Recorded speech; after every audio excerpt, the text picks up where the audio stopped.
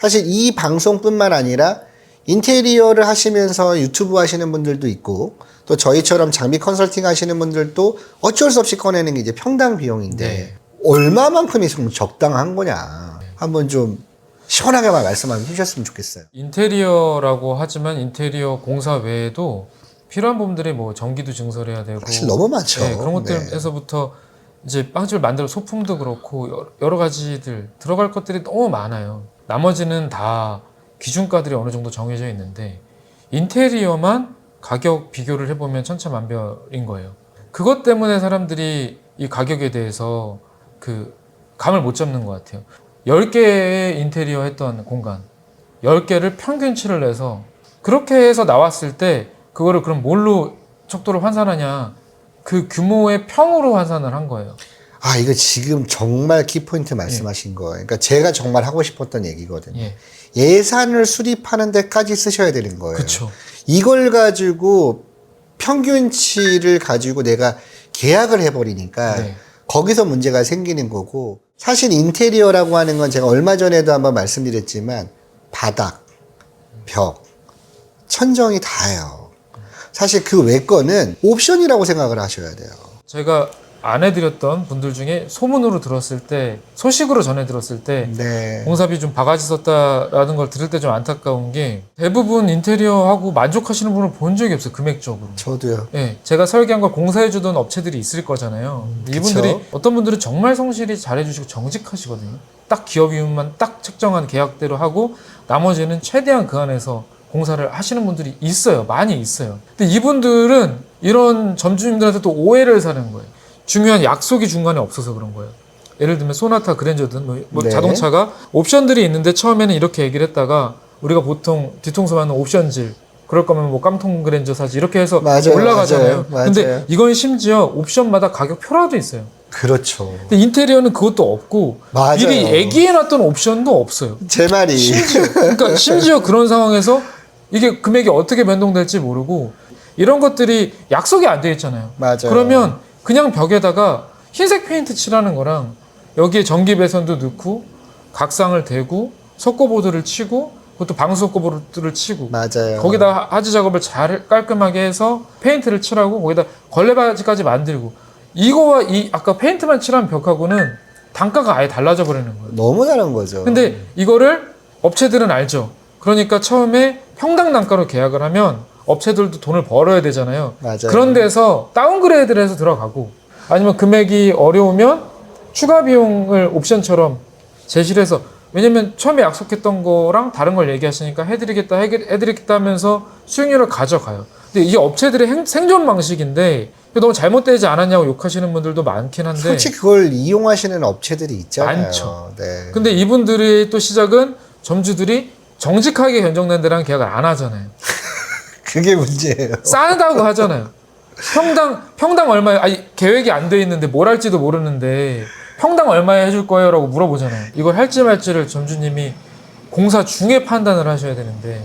계속 바뀌잖아요. 네, 계속 또. 바뀌죠. 그리고 뭔가 결정할 때마다 금액은 계속 올라가고 이미 초읽기는 시작됐고 이 사람은 자꾸 나를 속이는 것 같고 뭐 이런 것들 때문에 마지막에 공사 끝나고도 점주님이 어떻게 하냐면 마지막에 계약 잔금을 막 안 주세요.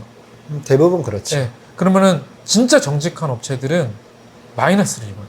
애당초 그것까지 감안한 금액으로 이제 책정을 하려고 해요. 근데 그것까지 감안한 금액으로 책정을 하면 계약을 안 해줘요. 그러면 평당가를 낮게 들어가고 나중에 또 옵션으로 추가 비용으로 이렇게 쭉쭉쭉쭉 만들어가는 플랜들을 짜고 생존들을 합니다. 이게 점주님들과 인테리어 업체들 간에 그 계속 매부이스티 같은, 아까 너무 답답하다고 하셨잖아요. 네. 계속 반복되는 갈등이에요. 지금 말씀하신 어떤 평균적인 데이터 가지고 만든 거를 조금 더 디벨롭하면 접근이 더 좋아질 것 같아요. 한번 말씀을 한번. 몇 평 기준이세요? 이제 또 냉난방을 무시할 수는 없잖아요. 네. 그래서 10평에서 25평까지는 네. 평당 200이 아닐까라고 네. 저는 이제 생각을 하고 있었죠. 근데 이제 10평짜리인데 200을 더했더니 2천만 원이 나왔다. 그렇죠. 그러면 반대로 2천만 원에 공사를 업체들이 들어올까? 이걸 생각을 해야 돼요. 그러니까 공사를 한번 들어오면 여기에서 어쨌든 인건비도 나가야 되고 공정도 들어갈 건 다 들어가야 되고 모두 해야 되고 심지어 뭐 파사드를 해야 되면은 앞에도 철거해야 되고 막 들어가는데 2천만 원 가지고는 아무리 굴려도 이윤이 안 남을 수 있단 말이에요. 그러니까 2천만 원짜리 공사는 이제 실행이 안 되는 거예요. 제가 평당 이제 200이라고 말씀드린 이유는 다 알아서 해야 되는 거예요. 파사드 따위는 꿈도 꿀 수 없는 거고요. 네. 시트지도 본인이 붙여야 돼요. 네. 앞에 어닝도 업자 불러서 본인이 해야 돼요. 네. 진짜 매장이 굴러갈 수 있는. 네.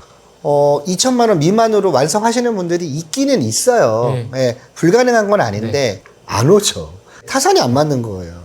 그 평당 200에 맞는 견적만 드리고 나머지는 다 옵션인 거거든요.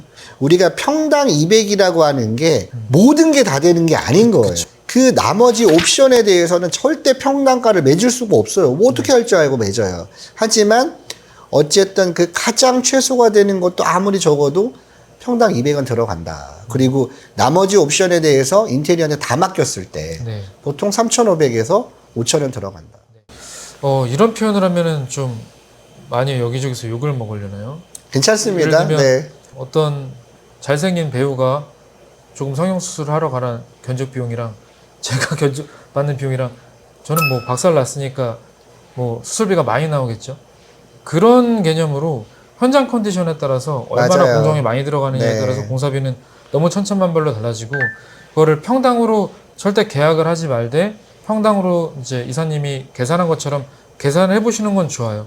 그런데 그것보다 더 좋은 건 공사 예산을 어느 정도 잡아놓는 거예요. 현실 가능한 예산을. 우리 같이 동네 빵집 실제로 그래서 현실적인 접근이 얼마냐 이런 거 보시는 분들은 어느 정도 작은 빵집에서 5천만 원이라는 인테리어 순수 인테리어 공사비 그 정도 예산을 가지고 좀 내가 더 쓸지 좀 진짜 타이트하게 갈 수 있을지 맞아요. 이렇게 접근을 하고 그거에 맞는 평형대를 찾으시는 게 오히려 맞고요. 맞습니다. 만약에 이제 소장님한테 어떤 그런 부분에 대해서 답을 좀 얻고 싶다 네. 하신다라면 어떤 절차랑 어떤 방법을 통해서 할 수 있을까요? 지금은 그냥 회사로 전화 주시면 저희 네. 직원이 1차적으로 안내를 그 하고 밑에 전화번호 나가고 있습니다. 네, 여기 주소랑 전화번호 있으니까요. 이쪽으로 연락을 한번 주시고 그럼 그렇게 해서 상담을 해주시는 거에 대한 또 비용이 발생이 되나요? 지금 상담비는 따로 없고요. 아, 여러분들 네. 상담 비용이 따로 없다고 네. 하십니다. 대신에 찾아오셔서 어느 정도 상담을 받으셔야 되고 이제 해볼까 하는 마음이 드는데 저한테 상담을 받으시는 거는 아무 유익하지 않을 것 같고요. 그럴 거면 오히려 라파숑 아카데미에 이제 빵집을 만들고 싶다라는 상담을 맞습니다. 예, 먼저 받으시는 게 훨씬 더 유익할 거고 그리고 빵집을 준비해 나가는 과정 중에 있으신 분들 중에 인테리어 공사업체가 아직 안 정해주신 분들 이분들은 저하고 상담하면 되게 수월할 텐데 인테리어 공사업체가 먼저 정해주신 분들하고는 상담이 좀 어렵기는 해요. 땅이 있으신 분들은 빵집뿐만 아니라 그 땅에 실제로 법적으로 얼마나 지을 수 있고 그리고 어떻게 지어질 수 있는지에 대해서 건축 상담을 오시는 경우들이 있는데 빵집에다가 건물이라고 하면은 아무래도 여기가 됩니다. 찾아오셔서 하시는 게 좋고 땅을 구매하시기 전에 이 땅이 좋을까 저런 땅이 좋을까 고민하실 때는 부동산을 먼저 다녀오셔서 후보지 땅들을 가지고 확실한 어떤 매매 의사나 매매 자금 준비가 되어 있을 때는 와서 좀 도움을 드릴 수가 있을 것 같아요. 그러니까 마치 내가 몸이 아픈데 민간요법에 의존을 한다거나 약국을 먼저 찾는 게 아니라 의사를 만나서 정확히 진단을 받고 수술이 필요하면 수술을 해야 될 것이고 그렇게 가져온 처방전을 가지고 저희 같은 업체들이 이제 약을 조제해 준다. 저는 그렇게 생각을 하거든요. 네. 그래서 정확한 진단이 정말 필요하다. 네. 그래서 내가 정말로 빵집을 생각을 한다라고 하면 네. 정확히 그렇게 처방전을 내려줄 수 있는 곳에서 먼저 컨설팅을 받고 네. 그 컨설팅을 받은 걸 토대로 좋은 인테리어 업체, 네. 좋은 장비 업체를 만나서 진행하시는 게 가장 올바른 방법이 아닐까. 네. 네. 절대 저희가 약속드릴 수 없어요. 아까 제가 거기서 자기만족이라는 것에 대해서 제가 네. 또 너무 격하게 공감이 네. 되는데 학원을 가서 아무리 좋은 강의를 듣고 수업을 들어도 공부는 본인이 하는 거예요. 그렇죠. 네. 네, 그리고 맞습니다. 아무리 좋은 뭐 태블릿, PC 그리고 공부할 수 있는 많은 장비들이 막 좋은 볼펜 뭐 7만 원, 8만 원짜리 샤프 이런 걸 써도 본인이 필기하고 공부하지 않으면 사실은 자기 게 안 되는 거고. 맞아요. 그리고 네. 부모님 잘 만나서 좋은 공부방 혹은 좋은 학교의 독서실, 내 자리, 책상, 뭐 허리 뭐 20시간 앉아 있어도 무리 없는 나만의 공간이 있다 하더라도 거기서 공부하지 않으면 아무 의미가 없는 거예요. 그러니까 맞습니다. 인테리어 공간도 그렇고 장비도 그렇고 잘 가르쳐주는 지식도 마찬가지인데 그 중에서 잘하고 열심히 하고 하는 사람이 결국은 되는 거고. 창업이라고 하는 것 자체가 하나의 내가 성공을 해나가는 하나의 계단이다라고 생각을 하시면 어떻게 보면은 살짝은 부족하게 시작하시는 게 맞거든요. 아까도 경험해 봐야 된다. 그러니까 우리가 인테리어도 경험을 해 봐야 네. 자동차 옵션처럼 나중에 고를 수가 있는 거잖아. 아, 내가 이거는 괜히 쓸데없이 아꼈다가 손해를 봤구나. 아, 이거는 내가 너무 하지 않아도 되는 걸 과하게 투자했구나. 사실 그런 경험인 거거든요. 그래서 그런 부분들을 지금 저희 채널에서 이런 방송을 시청하시는 분들이 이거를 꼭 잊지 않았으면 좋겠어요. 과정이라는 거. 마지막으로 우리 소장님, 저희 시청자분들한테 한 말씀 해주시죠.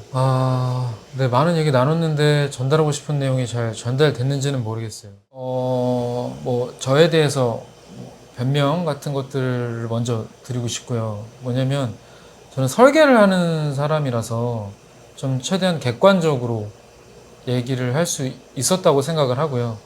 인테리어 업에 종사하시는 분들이 이 영상을 보시고 조금 오해를 하실 수도 있고 또 안 좋게 생각하실 수도 있는데 실제로 인테리어 공사하시는 분들과 제가 설계를 하고 같이 협업을 하게 되면 그분들도 되게 만족해 하세요. 왜냐면 그분들이 그 점주님이 뭘 원하는지 모르는 상태에서 공사를 했다가 다시 해야 되고 비용이 더 나가야 되고 또 비용 더 달라고 했다 못 받는 경우들도 많은데 저는 어쨌든 점주님과 합의해서 상의했던 약속된 도면 그리고 3D 이미지 이런 것들을 정해놓고 공사업체에게 전달을 하기 때문에 공사업 하시는 분들에게도 설계 과정은 분명히 유익할 것이다. 그리고 저한테 설계를 의뢰하시는 분들도 적어도 비용이 얼마가 들더라도 공사가 다 끝나고 났을 때 뭐 바가지 썼다 눈탱이 맞았다라는 생각은 안 드실 거예요.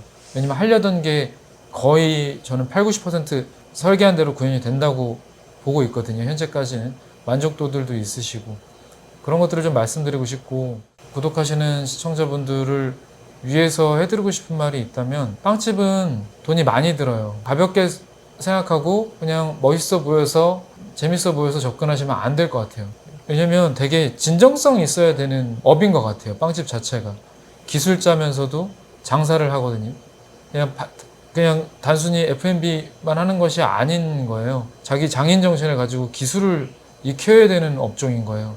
그러다 보니까 정말 진정성도 있어야 되고 실력도 있어야 되고 장사 수완도 있어야 되고 비용도 많이 들어요. 그렇기 때문에 가치가 있는 직업인 것 같아요. 그래서 정말 가치 있고 멋있게 보셨다면은 그걸 도전하실 때 충분히 준비하시고 충분히 연구하시고 그렇게 해서 빵집 오픈하는 거를 권장드리고 뭐 설계가 필요하시면 연락 주시고 장비 컨설팅이 필요하시면 또 연락 주시고 그리고 빵을 좀 배워서 제대로 잘 짜서 창업을 하고 싶다 그러시면 라파숑 아카데미로 연락 주셔서 상담 받으시고요. 일단 독학을 시작이라도 해보고 싶다 그러면 이 책을 읽으시면 됩니다. 이 영상을 보시는 분들한테 제가 좀 추천해 드릴 만한 권장 도서가 있어요. 오늘 저희 그 장소 제공을 해주신 그 라파숑 빵의 황성용 셰프님께서 이제 직접 이 책을 이제 집필을 해주셨고, 우리가 창업을 하는데 피가 되고 살이 되는 그런 내용들이 정말 많은데, 우리 소장님께서는 네. 이 책 보셨죠? 네, 맞습니다. 네. 이 책에서 진짜 이 부분만큼은 사람들이 좀 알았으면 좋겠다 네. 하시는 내용들이 있었을까요? 홍보 아니면 자랑 장점을 설명드리자면 오픈 매트릭스부터 있어요. 그러니까 오픈을 처음부터 어떻게 준비해야 되느냐서부터 빵집을 어떻게 운영하고 준비해야 되는 서류 이런 것들이 막 추상적인 어떤 경험담이 아니라 되게 구체적으로 들어가 있고요. 인테리어 파트가 있어요. 인테리어 네, 알아요. 파트. 네. 그 부분 집필을 제가 도왔습니다. 그 부분을 제가 그러셨구나. 그 안에 들어가는 삽도도 제가 만들어서 안에 담았고 글도 제가 써서 좀 도움을 드렸습니다. 그래서 이 책은 물론 인테리어 파트는 한 파트에 불과하긴 하지만 그 정도로 짜임새 있게 나머지 구성들이 잘 돼 있는 책이다. 그래서 창업을 준비하시는 분이라면 한 번쯤은 읽어봐야 돼. 나중엔 필독서가 되지 않을까 그런 맞습니다. 책이라고 생각을 합니다. 여러분들 이 책이요. 여기 보시면 이렇게 나와 있어요.